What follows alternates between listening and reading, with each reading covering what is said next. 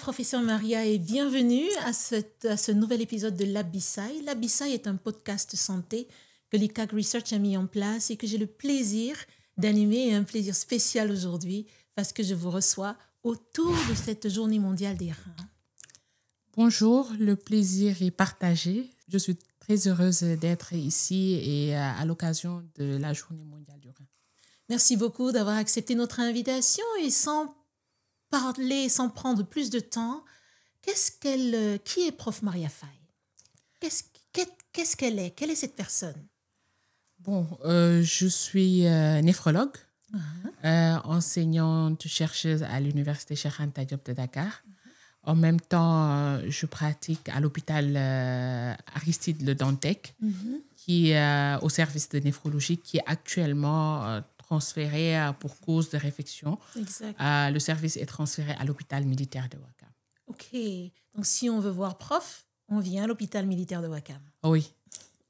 Alors, prof, qu'est-ce que vous inspire cette journée, la journée mondiale des reins? Qu'est-ce que vous, néphrologue, qu'est-ce que cette journée vous inspire?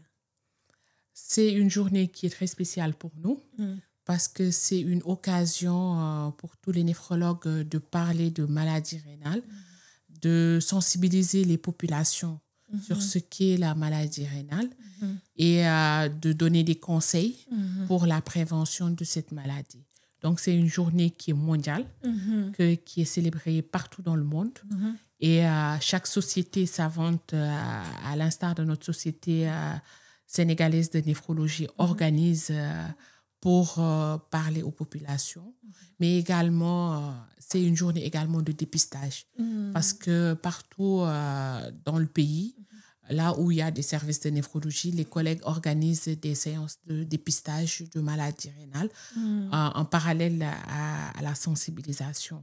Et ça permet aux populations qui veulent se dépister de se déplacer et de pouvoir voir comment vont le rein et aussi de recevoir des conseils s'ils le désirent. Exactement. Justement, parlons-en, prof. C'est quoi la maladie rénale?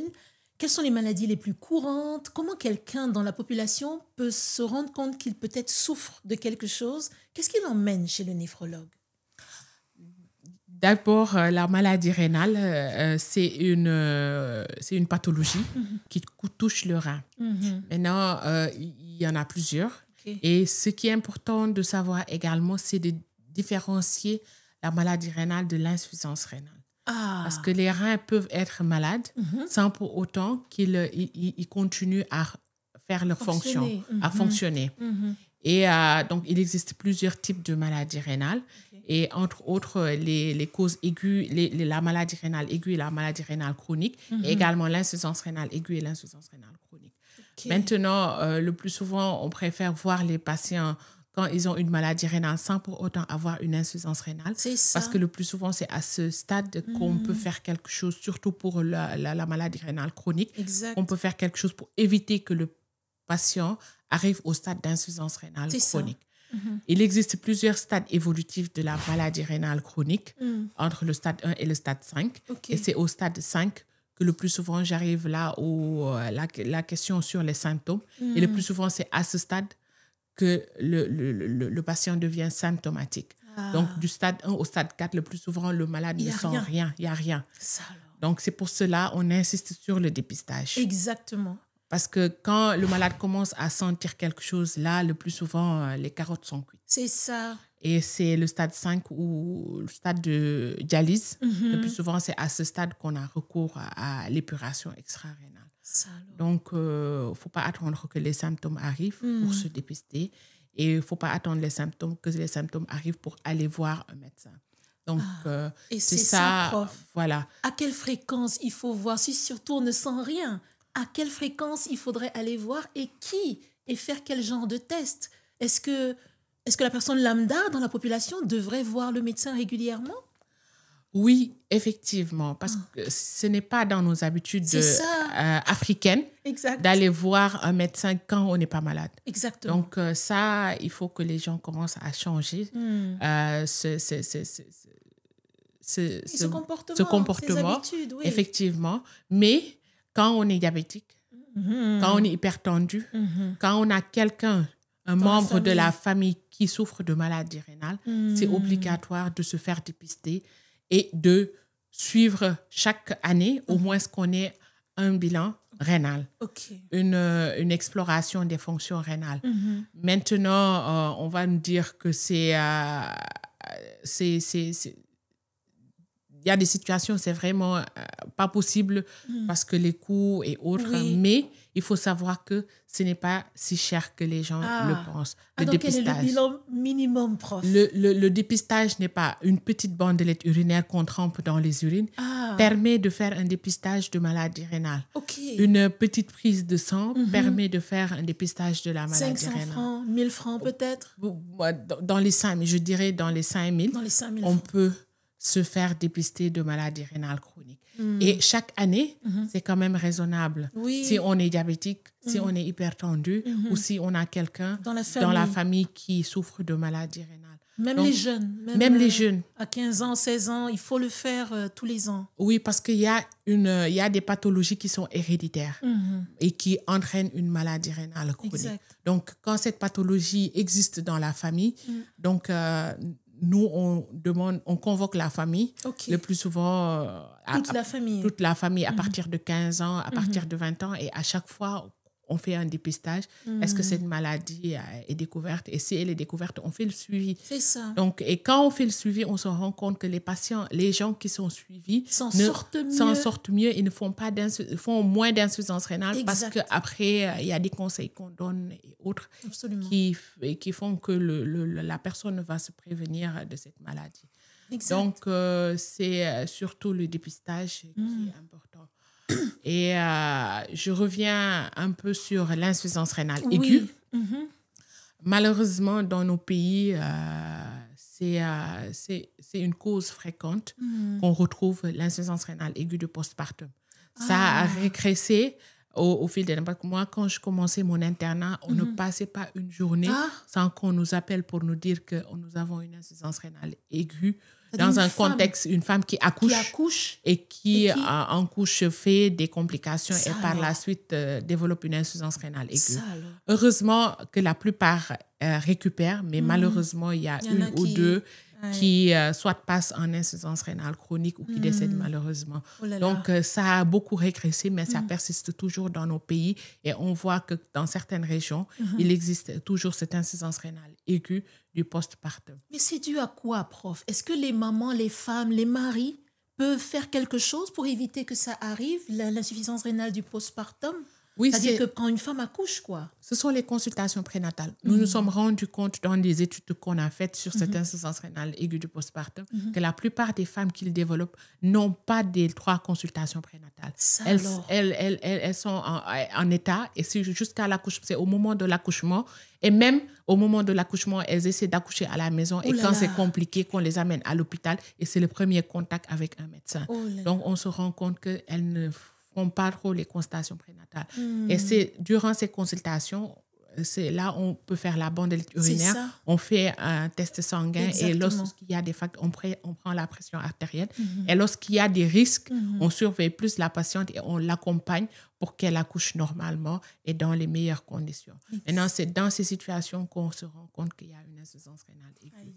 Nos papis également, avec les problèmes de prostate, développent des insuffisances rénales aiguës obstructives qui, le plus souvent, passent inaperçues. Et ça peut créer également des dégâts. Donc, tous ces papas-là qui courent pour aller faire pipi, qui ont des envies urgentes d'aller aux toilettes ou qui perdent des urines, il faut les encourager à aller voir le médecin beaucoup plus souvent.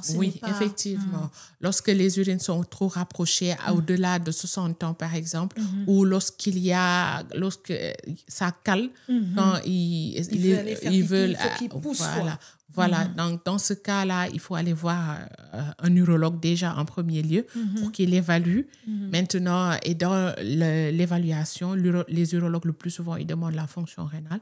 Et cette insuffisance rénale aiguë, on peut en guérir. Lorsqu'on règle ce problème de prostate, on en guérit. Exact. Donc, ça n'arrive pas au stade de chronique. Exact. Les enfants également qui ont des diarrhées, qui font des infections, le paludisme par exemple. Nos collègues néphropédiatres en discutaient hier et avant-hier sur les plateaux télé par rapport aux infections qui entraînent une insuffisance rénale aiguë. Heureusement, les enfants en récupèrent également, mais il y a certaines situations où ça peut glisser et aller vers l'insuffisance rénale chronique. Donc, surveiller les enfants et puis surtout traiter correctement les infections, les paludismes, les diarrhées et les vomissements. Donc, amener les enfants à l'hôpital, qu'on les prenne en charge très tôt pour prévenir cette insuffisance rénale. Ah, vraiment, merci beaucoup, prof. C'est vraiment très, très instructif. Je veux prendre cette petite pause pour rappeler à nos femmes enceintes de faire leur consultation prénatale. Allez faire vos consultations prénatales. Les papis, prenez soin de votre santé si vous urinez très souvent. Et nous, les mamans, prenons soin des enfants lorsqu'ils ont des diarrhées et des vomissements. Merci beaucoup, prof.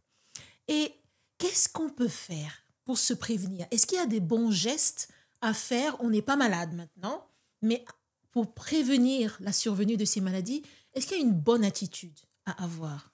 Oui, il y a tout le temps quelque chose à faire.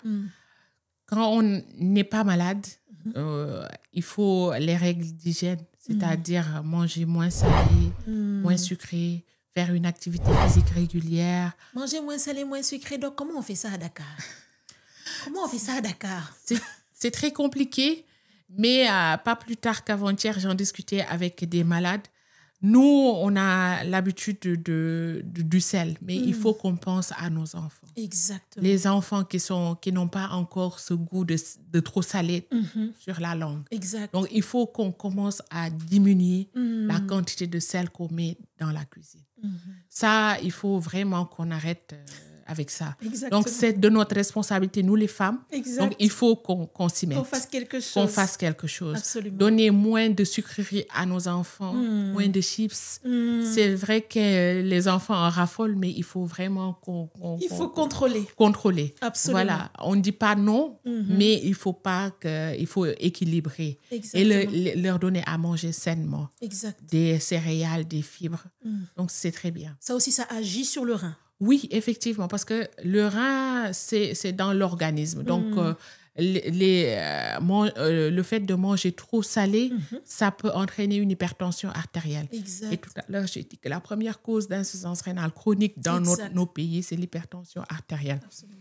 Le fait de manger trop sucré également, ça peut entraîner un diabète. Et la néphropathie diabétique est la première cause d'insuffisance rénale dans le monde. Wow. Donc, quand on prend tous les pays dans le monde réunis, c'est la néphropathie diabétique qui sort en premier, suivie de la néphropathie hypertensive. Par contre, dans nos pays, ça s'inverse. C'est la néphropathie hypertensive en premier et la néphropathie diabétique en deuxième. Et puis après vient les glomérulopathies, les causes infectieuses, les causes héréditaires, ainsi de suite. Donc, il faut qu'on agisse sur ça, l'hypertension artérielle, le diabète, l'obésité également, ça commence à s'installer. Exact. Et c'est pourvoyeur également de maladies rénales. Donc, il faut qu'on se mette. Éviter l'automédication. Parce que l'automédication également peut entraîner une maladie rénale ou favoriser un sujet, par exemple, qui avait des reins fragiles. Oui. Le fait de prendre des médicaments, que ce soit des médicaments de la rue ou bien la phytothérapie, nos décoctions, nos médicaments traditionnels.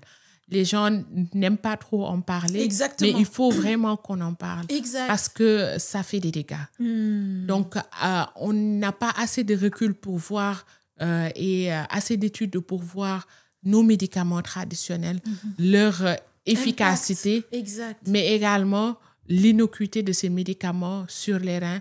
Nous avons eu la chance de collaborer avec nos collègues étrangers, européens ou autres, et on se rend compte qu'il y a des lésions qu'on ne retrouve que chez nous. Ah oui? Je m'explique. Par exemple, un patient qui est diabétique, européen, un diabétique sénégalais, par exemple, on fait la biopsie rénale, on retrouve des lésions qui sont en rapport avec le diabète, mais on retrouve d'autres lésions qui sont surajoutées. Et ces lésions surajoutées quand on pose la question aux patients, est-ce que vous avez pris de la phytothérapie? Effectivement, qu'il y a oui. Et on suppose que ces lésions sont probablement en rapport avec cette phytothérapie. C'est ce qu'on appelle les néphropathies arrosées. Parce qu'ils se surajoutent aux lésions qu'on a l'habitude de voir. Donc, il faut vraiment qu'on en parle et qu'on arrête cette automédication et cette phytothérapie qui se prend tout naturellement. Tout naturellement. Et tout innocemment. Je me sens pas bien. Pour le bien-être, les gens en prennent des tasses et des tasses, des bouteilles et on ne sait pas... Exactement. L'impact que cela peut avoir sur notre santé. Effectivement. Donc, c'est vraiment très important. Voilà. Donc, tout ça réuni. Et puis, comme je vous l'ai dit au début, se faire dépister très souvent de cette maladie. Maintenant, si on a la maladie rénale chronique également, il ne faut pas se dire que voilà, c'est fini. C'est la fin, exactement. Non. Comme je vous l'ai dit, il y a plusieurs stades évolutifs. Donc, à chaque stade, on peut faire quelque chose pour ralentir la progression vers l'insuffisance rénale chronique, vers le stade de dialyse. Donc, il y a tout le temps des choses à faire. Donc, à prendre ces médicaments correctement. Éviter également cette automédication, éviter de se déshydrater. Donc, il faut beaucoup boire suffisamment. Bon, nous, les femmes, on a l'habitude de ne pas trop boire parce qu'on se dit qu'on ne veut pas aller dans les toilettes quand on sort de chez nous. Non, ça, c'est très important, prof, voilà, ce que vous du dites. Tout. Ça n'a l'air de rien, mais ça a un impact incroyable. Non, je ne bois pas parce que si je sors, les toilettes publiques sont sales, je ne peux pas les utiliser. Et exact. Contrairement aux hommes qui peuvent utiliser des endroits beaucoup moins... Voilà, donc, mais il faut boire au minimum 2 litres par jour. C'est ce qui est recommandé. Absolument. Merci beaucoup, prof. Vraiment très, très, très instructif. Et vous m'avez donné l'occasion de rebondir ou alors d'atterrir sur la recherche. C'est très, très instructif d'entendre ce qu'on dit sur la phytothérapie. C'est un cri de cœur, particulièrement à l'ICAC, que l'on étudie notre phytothérapie. D'ailleurs, aujourd'hui, j'ai un enregistrement dessus d'ailleurs. Et je voulais vous demander quelles sont les pistes de recherche qui seraient intéressantes en néphro. Est-ce qu'il y a des choses spéciales qu'il vaudrait le coup de chercher chez nous? J'ai entendu cette question sur les biopsies rénales, j'ai entendu la phytothérapie. Qu'est-ce qui vaudrait le coup de chercher chez nous? D'abord, il faut faire la prévalence réelle de cette maladie rénale dans nos pays. On a des données parcellaires, mais on n'a pas de données globales. C'est vrai. Parce que si on veut parler de cette maladie, si on veut développer des stratégies de prise en charge et de prévalence, de prévention, il faut d'abord en connaître le poids. Donc, la prévalence réelle de la maladie rénale dans nos pays. Absolument. Il faut également, comme vous l'avez dit, développer la recherche sur cette phytothérapie, l'innocuité directe de la phytothérapie pour ces maladies rénales. Donc, approfondir, parce qu'il y a des études qui existent, nous avons fait certaines études, mais il faut qu'on aille plus loin en collaboration avec les laboratoires de toxicologie, avec les laboratoires d'anatomopathologie. Donc, faire ces recherches pour pouvoir... Et rassurer les populations s'il y a besoin. Ou alerter s'il y a besoin. Voilà. Il faut également rédiger des protocoles de prise en charge adaptés à nos contextes. Ah bon? Parce que ce n'est pas toujours adapté? Voilà, parce que nous utilisons des recommandations internationales qui sont rédigées, qui sont faites à partir des études européennes. Et ces études, le plus souvent, ne traduisent pas notre réalité. Absolument. Donc, il faut qu'on s'assoie entre néphrologues et qu'on rédige des protocoles de prise en charge dès le dépistage jusqu'aux médicaments qu'on doit faire. Qu'est-ce qu'il faut faire réellement? Donc ça également, c'est un cri de cœur qu'on lance pour pouvoir nous appuyer sur ça.